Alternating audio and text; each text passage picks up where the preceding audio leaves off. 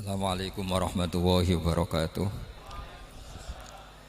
Bismillahirrahmanirrahim. Allahumma salli wa sallim ala sayyidina maulana Muhammadin wa ala alihi wa sahbihi asma'in nama ba'du. Yang sangat kula hormati ini wonten Habib Soleh bin Ali bin Hasan Al-Attas, Habib Ahmad sedanten para keluarga. Monggo sarang-sarang maos Fatihah khususipun kangge Habib Ali Syarifah Syifa sedanten keluarga. Al-Fatihah. A'udzubillahi minasyaitonir rajim. Bismillahirrahmanirrahim. Alhamdulillahirabbil alamin. Arrahmanirrahim. Maliki yaumiddin.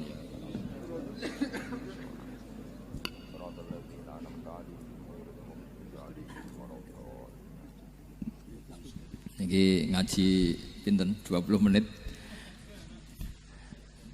Kira-kira 20 menit ya. Bismillahirrahmanirrahim. Ini saya niat ngaji tentang yang populer mawon ya, tapi dimaknani secara detail ngangge tradisi ini ulama. Idza matabnu adama in qata amaluhu illa min salasin shadaqatin jariyatin aw ilmin yuntafa'u bihi aw waladin sholihin yatuna. Kula maknani sing ketiga mawon, awaladin sholihin yatullah. Terus walad niku maknane anak. Anak niku saged anak nasab. Kados Habib Umar bin Isbat, Habib Soleh bin Isbat, Habib Ali namanya anak nasab. Lalu sing paling penting dari status anak niku soleh. Soleh niku status perilaku. Ya, dados soleh niku status ingkang soleh. Soleh niku maknane ingkang layak. Yad'ulah nembe wonten sifat kedua ingkang ndongakno. Dados pertama niku sementing soleh. Dikata sakniki niku tiyang mendoakan orang tuanya, tapi mboten enten status soleh, rapati mandi. Jadi ini yang perlu diperhatikan. Jadi status soleh itu kita dapatkan dulu, baru yad'ulah. Sekarang do menculot. Anaknya do rapati soleh terus ndonga-ndonga sakjane rapati mandi. Nah niki Habib Ali bejo, anaknya dijinakno soleh ya soleh tenan. Dadi niki pun niku nama merger nih. Dadi soleh kamil. Tapi ngeten nggih kula pesen karena Habib Soleh mulai kecil sama saya, sama-sama ngaji di Mbah Mun.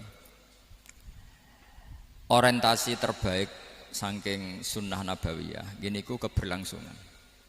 Terus kula sering belajar tentang kitab-kitab samawi, kitab-kitab sing diriwayataken beberapa ulama ahli kitab sing pun disaken kalian ashabu Rasulillah sallallahu alaihi wasallam. Niku riyen Nabi Ibrahim niku pertama dadi Khalilur Rahman. Kekasih Allah Khalilur Rahman. Niku mergi piyambake nu tersiksa. Tersiksa protes. Terus kadang tiang saya niku kudu protes. Tapi protes bukan kita demo. Protes itu tidak harus demo, protes. Ya Allah, dunia ini tidak fair. Engkau yang Tuhan, engkau zat yang begitu penting, engkau zat yang menciptakan langit dan bumi, engkau zat yang memberi rizki, yang bikin air, bikin oksigen, semua kebutuhan manusia, kemudian mereka tidak kenal engkau. Ini tidak fair. Jadi beliau itu tiap malam itu ngumpat, ini enggak fair dunia ini. Engkau yang begitu penting pencipta langit bumi, engkau begitu penting yang menciptakan air, menciptakan kebutuhan manusia, kemudian mereka tidak kenal engkau, ini tidak fair. Ini tidak benar. Jadi sering marah gitu. Karena sampean nggak bisa bayangkan kan apapun hebatnya presiden atau menteri atau rektor atau kiai terus nang desa nggak dikenali statusnya diundang lek apa yang dilek itu gak keren blas. Karena ya sama kan, salah Habib Soleh Al-Attas, muridnya Said Umar punya Mbah Mun terus nang desa diundang pening dilek itu kan gak keren blas. Awal dari keren tetap dikenal. Nah kemudian orang itu tidak kenal Allah. Makanya terus beliau sujud berkali-kali, ya Allah, sama siapa munajatnya beliau? Innahu la yahzununi alla ara ahadan fil ardi ya'buduka ghairi. Jadi cara Kiai Sarang namanya innahu sak temene kelakuan la yahzunu, yektene nyusano ni ing ingsun, nyusano banget karena pakai lam taukid. Innahu sak temene kelakuan la yahzunu, yektene nyusano banget ni ing ingsun. Apa sing nyusano an? Apa sedene kelakuan la ora ningali ingsun fil ardi ing dalam bumi. Ahad dan ing wong suci ya budu kang nyembah sapa ahad ka ing panjenengan wiri saliyane ingsun. Ya Allah, sungguh saya sangat susah Karena engkau zat yang begitu penting, kemudian yang tahu kalau engkau Tuhan itu hanya saya. Sampean ngenes gak misalnya ada orang melihat saya itu marhafid, kemudian tidak tahu kalau beliau orang alim. Sampean sebagai muridnya ngenes gak? Ngenes kan? Ada orang memperlakukan Mbah Mun tidak tahu kalau beliau seorang alim alama. Kita sebagai santrinya ngenes gak? Ngenes. Lah ini Allah yang Tuhan, kemudian orang tidak ada yang memperlakukan dia sebagai Tuhan. Bahkan nyebut saja tidak mau.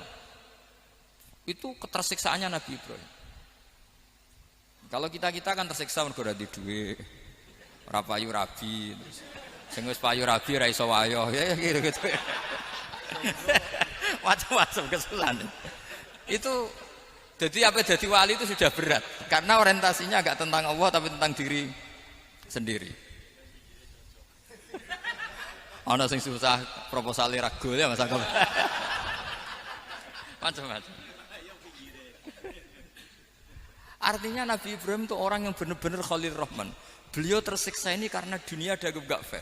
Masa Allah zat yang begitu penting kemudian mereka nggak tahu. Maka awal dari nubuah itu apa? Menaukan al-i'lan, mempermaklumatkan Allah di alam raya ini. Makanya nggak ada nabi kecuali memaklumatkan diri. Saya dulu awal-awal Habib Soleh mau nyai saya bilang orang alim itu harus ngaku kalau alim. Habib juga harus ngaku kalau Habib. Yang orang miskin tidak usah ngaku sudah konangan. Wong elek ora usah ngaku wis ketora elek. Sudah.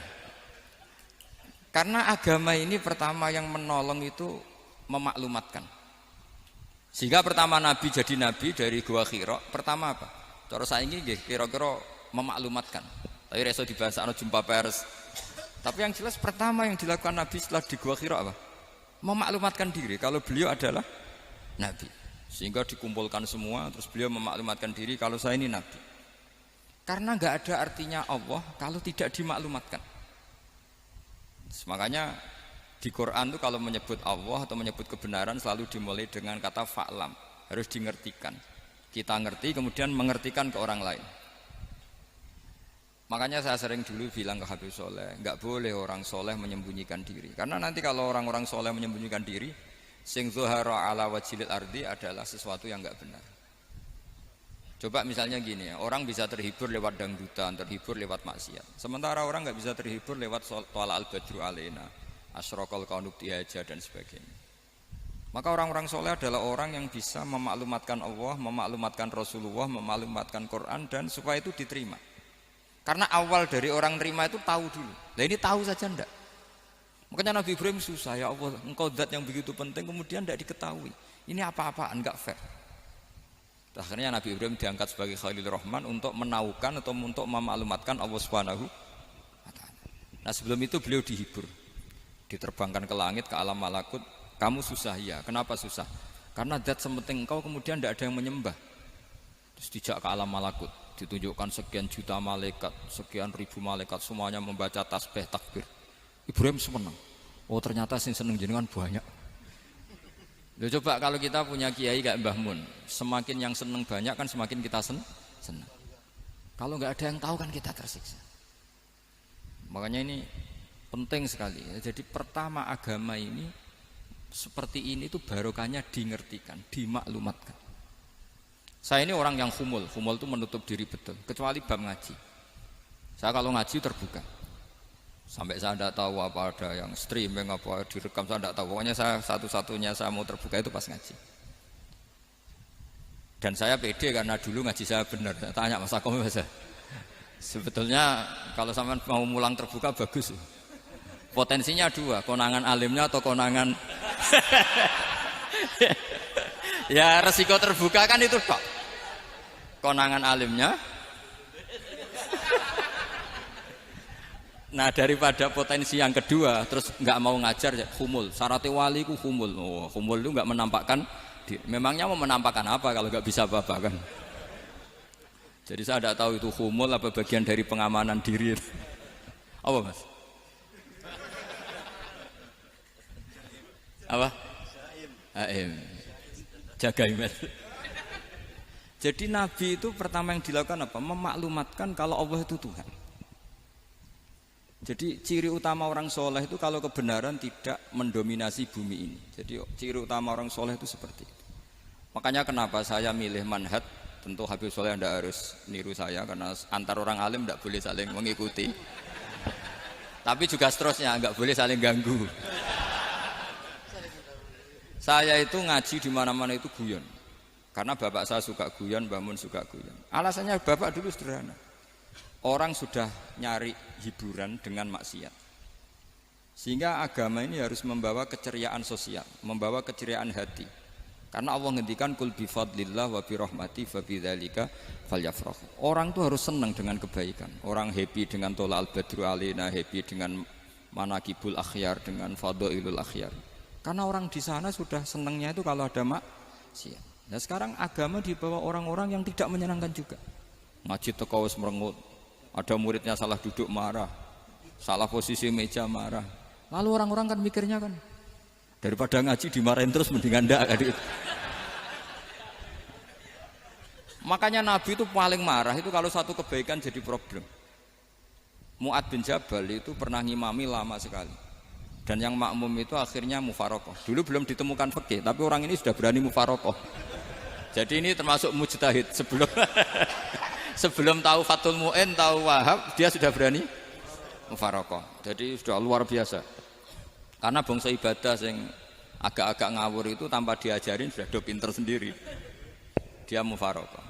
Ketika dia mufarokoh, komentarnya Mu'ad, dia munafik. Sholat belum selesai kok mufarokoh. Singkat cerita Mu'ad melaporkan itu ke Rasulullah. Si tukang penggembala ini juga melaporkan ini ke Rasulullah. Tapi apa kata Rasulullah? Yang Rasulullah itu yang bela, malah bela yang penggembala tadi. Afattanun anta ya Mu'ad. Kamu itu tukang fitnah. Agama ini kalau kamu model begitu orang lari. Basyiru wala tunafiru, yassiru wala tu'asiru. Padahal ini baca Quran panjang, harusnya akan ibadah. Tapi karena ini menjadi problem sosial, orang menjadi tidak nyaman jamaah, itu sudah disalahkan Nabi. Karena tadi, kalau agama ini jadi problem, maka masalah besar. Makanya sifat dasar Rasulullah apa khafiful maunah, biayanya murah. Makanya saya ngaji di mana-mana ya suka seperti ini. Mejanya enggak jelas, pengunjungnya juga enggak jelas. Semakin kacau semakin baik kira-kira. Nah, ini pengunjungnya juga seperti ini kan. Nanti sampean yang pidato, jadi tak beri hak gue jelek saya ini namanya aqomaddin. Kalau faman tarokaha fakot. Jadi pilihannya kalau gak aqomaddin ya ada medin. Jadi kenapa banyak kiai yang ceria? Karena tadi satu-satunya cara kita menandingi hegemoni maksiat adalah pembawa taat itu ceria. Karena orang itu mesti mencari kebahagiaan. Sebab itu para nabi itu mengajarkan agama ini dengan cara yang bahagia. Misalnya mangqala la ilaha illallah dakhalal jannah. Nabi tidak ngendikan gini, mangqala la ilaha illallah terus sholatnya benar, puasanya benar, belajarnya benar, jadi kiainya benar. Wah itu kalau itu panjang sekali, banyak yang nggak masuk surga. Sementara kubu yang lain kampanye sudah tenang bersama bapaknya di surga. Lah kita kampanyenya, kon sholat ra mesti ditompo, puasa ra mesti ditompo.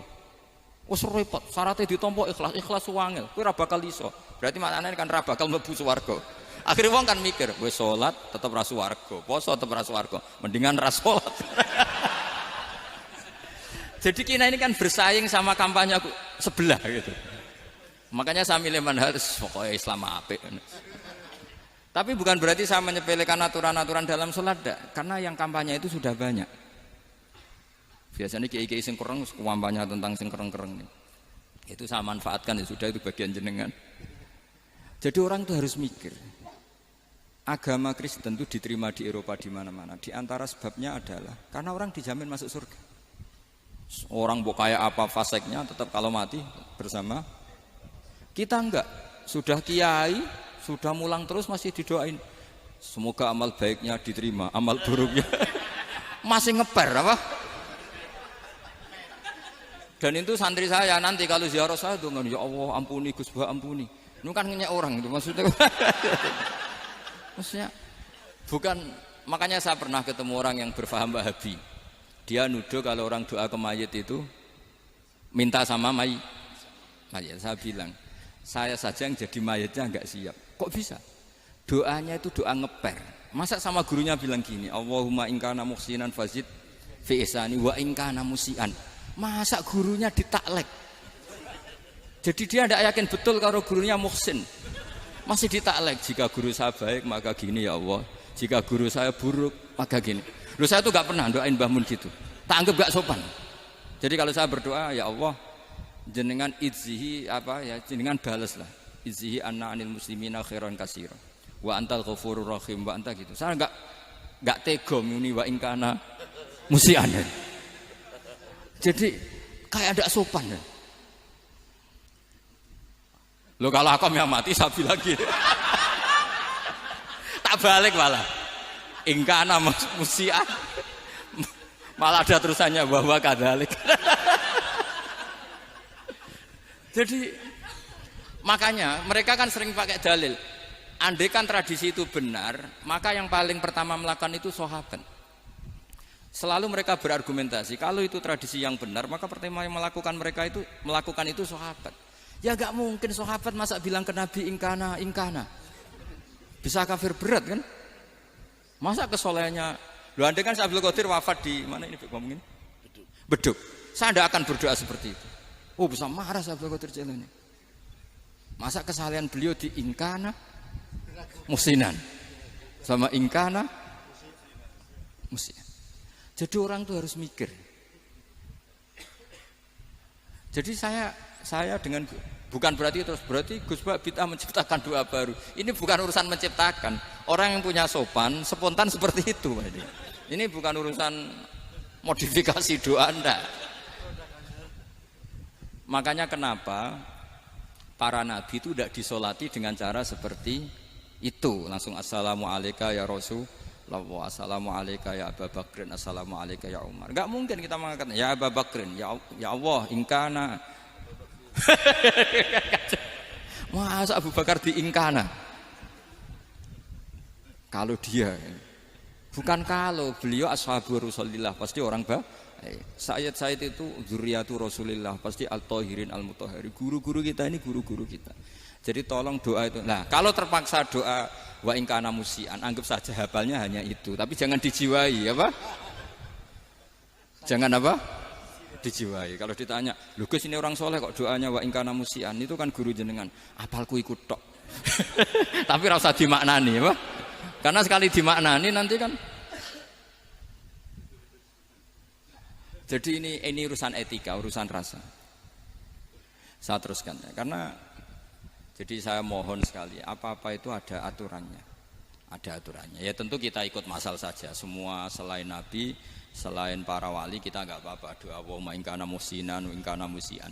Tapi di hati kita sebetulnya ketika mengatakan in kana musian itu cara Jawa hanya rapalan. Rapalan itu ya sudah ngomong saja, tapi enggak usah apa? Enggak usah dijiwai ya. Yang dijiwai kita adalah sifat ghafurnya Allah. Bukan status mayitnya, tapi sifat ghafurnya Allah. Karena kata musik itu kan enggak nyaman. Makanya Nabi itu hebatnya Nabi, ya tentu karena bentukan Allah Subhanahu wa taala. Adabani Rabbi fa ahsana ta'dibi. Itu kalau nyifati tentang keburukan orang mukmin itu diikutkan sifat ghafurnya Allah. Jadi misalnya gini, kalimatnya liyukaffirallahu anhum aswa'al ladzi amilu. Atau sebagian ayat misalnya wa yukaffiru anhum sayiatihim.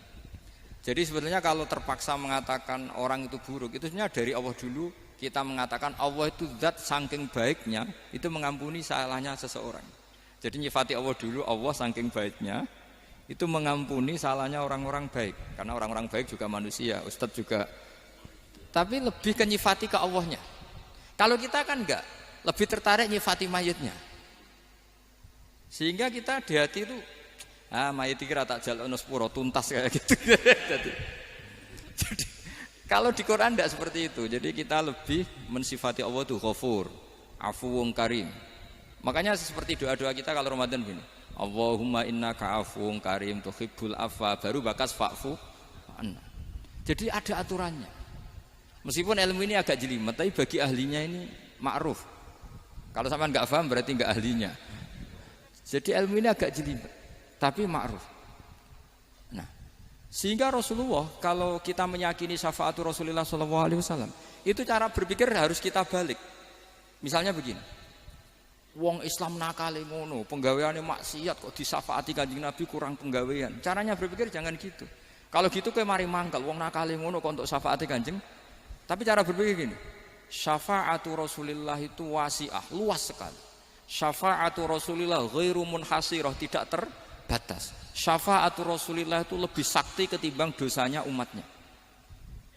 Semua ulama dulu kalau nyifati Allah juga gitu. Allahumma misalnya, maghfiratuka awsa'u min dzunubina. Ya, yang misalnya yang pakai mutakalim ya Allahumma maghfiratuka awsa'u min dzunubi wa rahmatuka arja inti min amali. Jadi jangan kitanya dulu. Kalau kitanya dulu kan nyifati kita dosa banyak. Itu sama ndak usah ngaku sudah tahu semua. Tapi nyifati pertamanya apa? Allahumma maghfiratuka awsa'u min dzunubi wa rahmatuka arja inti min amali. Sehingga dari nyifati maghfiratullah yang wasi'ah, yang tidak terbatas, kemudian kita sah mengatakan bahwa ahlul maksiat pun mungkin atau berhak dapat ampunan. Sama, syafaatu Rasulillah itu ghairu munhasirah, syafaatu Rasulillah itu wasi'ah.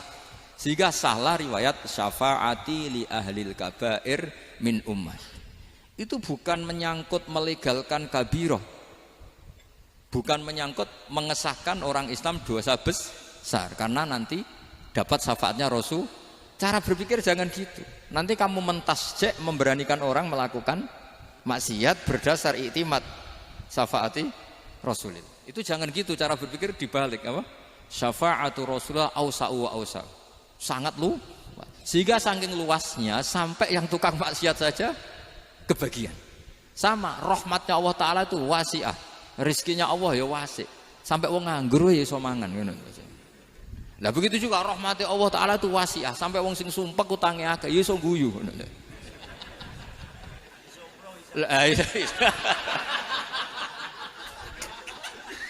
Tapi kalau dibalik, misalnya saya diprotes kiai, saya pernah juga diprotes, Gus umat kok mbok latih guyu, padahal mereka maksiate akeh, hutange akeh, gini-gini. Karena kamu menyifati orangnya. Kalau menyifati orangnya sampean guyu haram. Utang jatuh tempo, sampean gak mikir dosa ndak? Dosa. Jadi kiai muridnya goblok kok kiai ini kurang tahajud itu ya dosa. Jadi kiai kok muridnya goblok tenang wae. Sementing untuk sowanan itu amatir ya kene. Mestinya cara berpikir dibalik.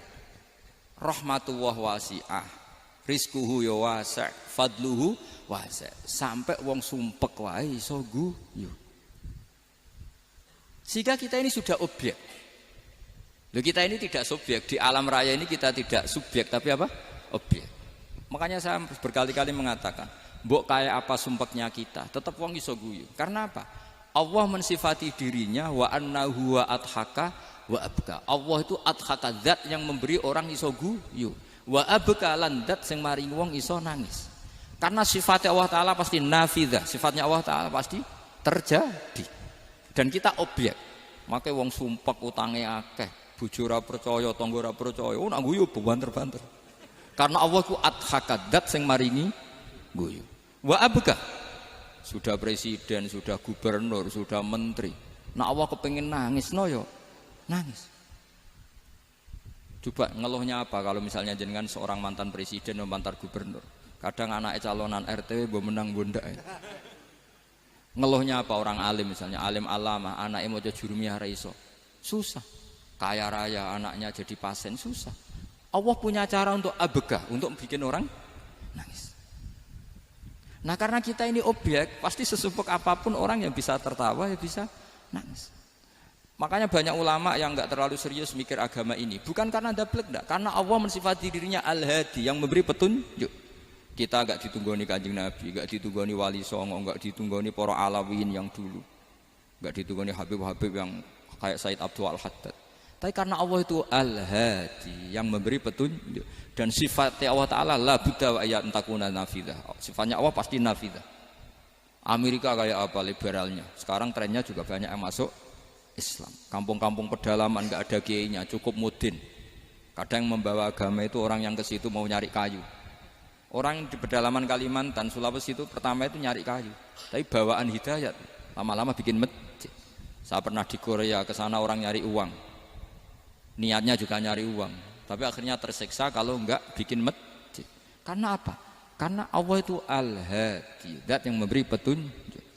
Maka kamu tidak usah khawatir, agama ini pasti jalan ila yaumil qiyamah, karena Allah Al-Hadi. Sama mbok kamu umat mbok weden-wedeni kowe iku amalan ora mesti ditampa, nek ora ditampa mlebu neraka. Ngono mulai ngaji ya tenang ae, tenang santai. Bahkan kadang bilang gini, Pak Yai tadi gak bener, masa ngecap orang mlebu neraka. Kita yang masyarakatnya gak tahu pintunya, Pak kayaknya tahu pintunya. Karena orang itu punya cara. Loh ya betul. Orang Bedui itu kalau ngaji sama Nabi itu lebih unik timbang yang soleh, timbang yang pinter. Sehingga banyak ilmu itu ditemukan dari orang Bedui. Karena cara berpikir itu aneh. Kalau orang soleh, orang waras kan berpikirnya ada aneh, standar. Jadi orang Bedui itu aneh. Pernah suatu saat Rasulullah itu khutbah cerita kiamat. Wah dahsyatnya kiamat kayak apa. Semua orang diam nangis semua. Orang Bedui enggak, lebih cerdas. Ini Nabi itu aneh, cerita kiamat kok udah ada tanggalnya ini gimana? Orang nangis semua karena dahsyatnya kiamat kayak gitu. Bumi dihancurkan, wus. Pantas sudah nangis dewi-dewi. Ya ono sing nangis pabrik banyune macam-macam ya. Ini kalau kiamat gimana ini perjalanan air kemasan saya kan orang mikir. Mikir dewe-dewe gitu.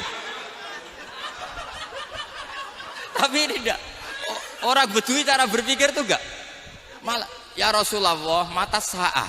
Engkau itu cerita kiamat tapi enggak jelas tanggalnya. Kalau cerita kiamat ya harus jelas dong kapannya. Jadi unik. Jadi cara berpikir sahabat kaget semua loh. Kaget. Karena enggak kepikiran. Nabi a'radu anhu, a'radu itu mengabaikan. Banyak sahabat yang menganalisis lam yasma kan. Nabi memang enggak dengar sehingga mengabaikan. Ada yang analisis lagi sami'a wa kariha. Sebenarnya Nabi dengar cuma enggak berkenan karena tengah-tengahnya khutbah kok tanya. Tapi si Arabi ini cerdas. Masuk akal kan? Misalnya mau pilihan presiden, orang mesti tanya kapan kan gitu. Ya kan? Mau ganti presiden atau ganti bupati, takarannya orang kan kapan? Kayak Mas Akom jadi wali ndak? Pertanyaannya kan kapan? Kalau jatuhnya kan sudah ya. Sehingga tanya, mata sa'ah ya Rasulullah. Lama-lama Nabi diangen-angen, bener juga orang ini. Saya cerita kiamat kok nggak jelas kapannya. Ini Nabi menjawab. Tapi karena Nabi orang-orang yang sangat pinter, tanya balik. Ma'atat talaha. Lalu kalau kamu berani tanya kiamat kapan, saya tanya balik. Ya persiapan kamu apa? Jawabnya santai saja. Fawwah ma'atatulaha kabira sholatin wala siyamin walakinni uhibbuka ya Rasulullah. Saya enggak menyediakan apa-apa, sholat saya biasa aja, maksudnya standar. Ya kira-kira 5 waktu pas. Ya jenis saya lah kira-kira gitu. Wala kabira siyamin, dan saya puasa ya standar saja pas. Walakinni uhibbuka ya Rasulullah. Tetapi saya mencintai engkau ya Rasulullah. Jawabannya Nabi apa? Almar'u ma'aman ahabba. Sebagian riwayat anta ma'aman ahbabta. Jadi hadis itu populer tuh barokahnya wong desa tadi. Andai kan dia punya etika, maka sowan dulu tanya 4 mata. Itu jadi hadis ahadi. Tapi barokahnya dia selonong di depan umum. Zaman Nabi khutbah itu jadi hadis mutawatir. Jadi kadang barang baik itu barokahnya orang yang enggak baik. Maksudnya su'ul adab. Tanya gitu kan su'ul. Tapi itu barokah. Akhirnya hadis itu mutawatir karena didengar ribuan sahabat yang mendengarkan khutbahnya Rasulullah. Tapi kalau hadis itu satu-satu kan khassani bidzalika Rasulullah, khassani bidzalika Rasul, itu nanti jadi hadis ahadi yang kualitasnya jauh di bawah hadis mutawatir. Jadi barokahnya orang su'ul adab itu ya ada. Karena Allah yang mendesain ini. Akhirnya kata sahabat, kata Anas bin Malik, mereka itu mangkelnya bukan main sama Arabi tadi karena tanya enggak sopan sama Rasulullah. Tapi setelah Nabi jawab almar'u ma'aman ahabba fama farihu bi syai'in farahum bidzalika badal. Mereka enggak pernah senang dengan hadisnya Nabi sesenang riwayat almar'u ma'aman ahabba. Barokahnya Arabi Bedui. Makanya saya sebagai kiai ini Bedui saya tak pertahankan ila yaumil qiyamah. Karena umat ini pernah terbarokahi oleh orang apa? Bedui. Barokai suladab tadi. Jadi mohon ini supaya majelis ini kan majlisul iltorti Rasulillah, coba terlatihlah mengatakan Allah itu subjek, Allah itu al-fa'ilul mukhtar, Allah itu al-fa'ilul mukhtar, Allah itu yang menentukan alam ini. Dan Allah mensifati dirinya wa annahu huwa adhaka wa abka. Allah itu zat yang memberi orang itu bisa tertawa. Dan Allah juga yang memberikan orang itu bisa menangis. Mbok kayak apa kamu neror umat? Wah, amal enggak mesti diterima gini-gini. Ternyata ning majelis nangis ya. Mulai guyu. Kadang guyu-guyune ngenyak tenane. Daripada apa ya agak-agak merodok orang yang dohirnya beda dengan batinnya. Enggak perlu distatuskan seperti itu. Ya sudah biasa saja. Jadi nah, fi muqaddimihim imam besar dalam manhaj ini namanya Abul Hasan apa? Asyadzili. Abul Hasan Asyadzili itu kalau ada orang tanya gini, Beb saya ini susah, sholat saya tidak mesti diterima Allah gini-gini, marah. Enggak usah. Kafa bika jazaan an radiyaka laka ahlan. Sudah kamu ditakdir pernah sujud itu sudah keren. Saya itu andaikan dapat kabar dari malaikat bahwa sholat kamu tidak diterima, saya tidak susah. Bukan karena sombong. Pernah ditakdir sholat sujud yang Allah itu keren. Kayak apa malunya kita ketemu Allah kemudian kita di bumi tidak pernah sujud. Makanya cara Abul Hasan Asyadzili kowe ora usah mikir sholatem ditampa taro ora usah mbok mikir. Kowe ditakdir tau sujud itu hebat. Kafa bika jazaan an radiyaka laka ahlan. Cukup kamu mendapat balasan dari Allah, kamu pernah ditakdir sujud. Gak perlu ngaji alim alama, gowo sawi ngalor ngidul jalalain keren. Paling gak malaikat pernah melihat kamu, gowo tak kitab kuwedi. Gak penting paham, gak penting. Karena wis ra bakat paham ngono, Mas. Jadi Abul Hasan Asyadzili adalah orang yang dan itu Al-Hasani ya, dan itu Al-Hasani. Makanya macam-macam. Kita yang Al-Husaini sudah kita punya Faqih Muqaddam, punya banyak. Di Al-Hasani yang paling populer diantaranya adalah Abul Hasan Asyadzili. Beliau tuh kalau ngendikan sesuatu itu positif terus. Termasuk itu ketika ada orang resah sholat saya diterima ndak, kata beliau, wes kowe sing sempurna, ditakdir tahu sujud. Saya itu sebetulnya kadang-kadang yang miris, wes sholatku tompo ta ora, tapi saya sangat sadili. Sangat-sangat sadili. Saya enggak pernah berdoa ya Allah, ibadah kami jenengan terima ndak, karena takut kalau doa gitu keterusan itu terus ditompo ora ya. Akhirnya keterusan gitu. Akhirnya ngenes. Masa orang pernah sujud ngenes? Lama-lama gini setan masuk, apa artinya saya sujud ternyata enggak diterima. Lho wong kawula kok iskal tentang pernah sujud. Itu kan ibarat gini, kamu ngasih uang sama orang tua kamu, misalnya Habib Soleh ngasih uang Habib Ali, terus apa artinya tak kasih, kemudian beliau tidak terima kasih, itu kan lucu. Terima kasih tidak terima kasih, seorang anak ngasih orang tua itu keren. Makanya saya bangga dengan Habib Soleh ketika beliau mengumrohkan Habib Ali, sudah mendaftarkan haji Habib Ali. Enggak usah mikir diterima apa enggak. Wes keren, itu sudah perilaku yang keren, yang hebat.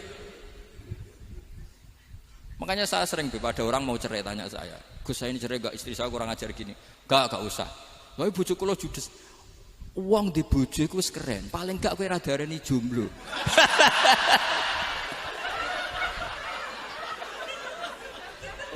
Diarani duda ora enak. Wis luwe sabar ndi diarani duda mek diarani bojo judes. Enak bojo judes cek gagah. Di bojo lah. Oh, iki. Provokator itu. Jadi kafabika jazaan an radiyaka laka ahlan. Sudah ditakdir pernah sujud itu sudah keren. Dulu ulama ala hadan nampak. Ulama dulu cara berpikir seperti itu. Makanya ulama dulu kalau nafsiri wasjud waqtarib sudah pernah sujud. Di Quran enggak pernah ada ayat wasjud lan sujudo sira ingkana kada wa kada ing kunta mutayakinan biqabuli sujudi. Kan ada sujud ya sujud saja, enggak usah mikir makbul apa enggak makbul. Sudah kalau sujud pasti waqtarib. Terus saya sebenarnya ya sebagai orang ya kadang wedi, salatku ditampa ta ora. Tapi kalau keterusan nanti ada was-was yang mengatakan opo artine sholat. Lu tuh kan ngeri seorang hamba sing uripe ning bumine Allah kemudian menyoal pernah sholat hanya karena takut gak diterima. Itu kan geblek banget. Nah, saya jenis kiai yang di partai itu. Saya enggak tahu kalau keneng dikom. Di umat masa kamu gak ono keren blas. Jadi nah nanti kalau misalnya ada manhajnya Habib Soleh yang yang tidak seperti itu tidak apa-apa, mungkin supaya orang nggak takabur, nggak fakhr. Sehingga makanya mulai dulu lama itu ya partainya kalau nggak rojak ya khauf. Nah saya ini yang jelas terang-terangan ikut partai rojak saja, apa? Partai rojak. Karena banyak yang sudah di partai khauf. Tapi saya rojak yang bil ilmi tadi. Makanya Sayyidina Umar radhiyallahu anhu itu yang namanya sama sujud. Saya itu punya kitab. Habib Soleh pernah tak tunjukin tulisan tangan saya. Muji-muji sujud. Sayyidina Umar ketika ditusuk seorang kila itu Majusi ya. Abu Lu'lu' terkenalnya itu. Itu Hulamul Mughirah terkenalnya itu. Ditusuk, dia sahabat, beliau sahabat, wali. Jadi nusuk Umar itu kayak apa? Nusuk Mas Akom aja dosa besar, apalagi nusuk Umar. Itu ketika ditusuk, dia itu ya punya dendam. Namanya manusia itu punya dendam. Artinya namanya orang kan mangkel sama yang nusuk. Kalau orang mangkel itu inginnya kan yang nusuk itu masuk neraka. Tapi apa kata Umar? Ngedikan gini, tanya pertama. Yang nusuk saya siapa? Orang Majusi. Orang Majusi, Hulamul Mughirah. Alhamdulillah alladzi lam yaj'al maniyati biyadi rajulin lam yasjud laka sajdatan yuhaju biha indaka yaumal qiyamah. Saya itu senang Gusti, yang nusuk saya orang yang enggak pernah sujud sama jenengan. Jika kalau saya dendam supaya dia masuk neraka, saya enggak takut orang itu nuntut sama saya. Tapi kalau dia pernah sujud, pernah sholat, kemudian dia masuk neraka karena nusuk saya, kemudian dia berargumentasi, saya pernah sujud ya Allah, kenapa engkau masukkan neraka? Saya tidak berani jawab ya Allah. Saking hormatnya sama yang namanya sujud. Jadi kamane dendamnya kesampaian cara Jawa ya. Dendam dengan tanda kutip ya, tidak makna semestinya. Jadi mangkel mbek sing nusuk nak mlebu neraka pantes wong ora tau sujud wae Gusti gitu. Tapi kalau pernah sujud kemudian dia masuk neraka karena saya, bisa yuhajuni biha yaumal qiyamah. Jadi kayak apa sujud? Saya apa? Nabi itu kalau muji sujud sampai ngitkan wa hatta takuna sajdatul wahidatu khairan minad dunya wa ma fiha. Nanti kalau kamu di akhirat ketemu Allah, kenangan terbaik kita apa? Di dunia pernah sujud. Keren kan? Cara ning pondok wis tau bayar syariah lho. Cara sowan kiai tau ngamplopi Mas. Wis go jajan. Nah tapi kadang setan itu masuk tadi. Apa artinya sujud gak mesti ditompo, apa artinya sowan Habib ngaturi ra mesti ditompo, ngaturi kiai. Akhirnya ada ketakutan. Nah kalau ketakutan ini berlebihan lama-lama, ma faidatus sujud. Wah itu sudah buruk sekali wong hamba kok tanya ma faidatus sujud. Nah ini di pentingnya mazhab-mazhab Syadzili. Jadi saya ngaji agak-agak uraan wa amdan. Kalau ini watak sudah bukan. Jadi uraan itu ada dua. Ada yang amdan bismil ilm, ilmunya banyak terus milih manhaj. Insya Allah saya partai itu. Ada yang uraan bakat Mas. Ada ya? Ada apa banyak? Nah sebetulnya khauf juga gitu Bim. Ada khauf itu karena ilm. Ada Habib alim alama atau kiai alim alama, dia tahu masyarakat kalau ngikuti Gus Bak nanti jadi fakhr, kurang tawaduk, terus dia milih partai khauf. Lah yang buruk itu ada kiai yang milih khauf pancen dari awalnya sati cilik. Jenisnya wis sati. Jadi sebenarnya dia tidak cukup ilmunya nerangkan khauf, cuma jenisnya wis sati cilik. Wong ning omah lawang dikunci ono gludak-gludak, ono hantu putih. Jadi ya sama, yang bawa rojak bisa bawaan dablek, yang bawa khauf bisa saja bawaan ati cilik. Nah kita ingin yang bawa rojak ya bismil ilm, yang bawa khauf juga bismil ilm. Ya ono teh Mas, wong sing ati gede, pegawene dua blek, tapi enggak bawaan rojak, memang bawaan dablek. Ada yang ati cilik tapi bawaan khauf. Jadi mengatakan khauf tapi sebetulnya bawaan ati cilik. Nah kita inginnya ndak, kalau rojak ya bismillah kayak Abdul Hasan Asyadzili, kalau yang kampanye khauf kayak Sayyid Abdul Haddad bawaan apa? Ilm. Sehingga kita ini kul inni ala bayyinatin mir rabbi, semua itu berdasar ilmu sing jelas welo-welo. Makanya semua nabi memaklumatkan apa? Kul inni ala bayyinatin mir rabbi. Jadi semua ilmu syaratnya apa? Bayyinah itu kebenaran ilmiah sing jelas welo-welo. Makanya itu yang disebut Allah Subhanahu wa taala mensifati kekasihnya yaitu Nabi Muhammad sallallahu alaihi wasallam, lam yakunil ladzina kafaru min ahlil kitabi wal musyrikin munfakkina hatta ta'tiyahumul bayyinah rasulun min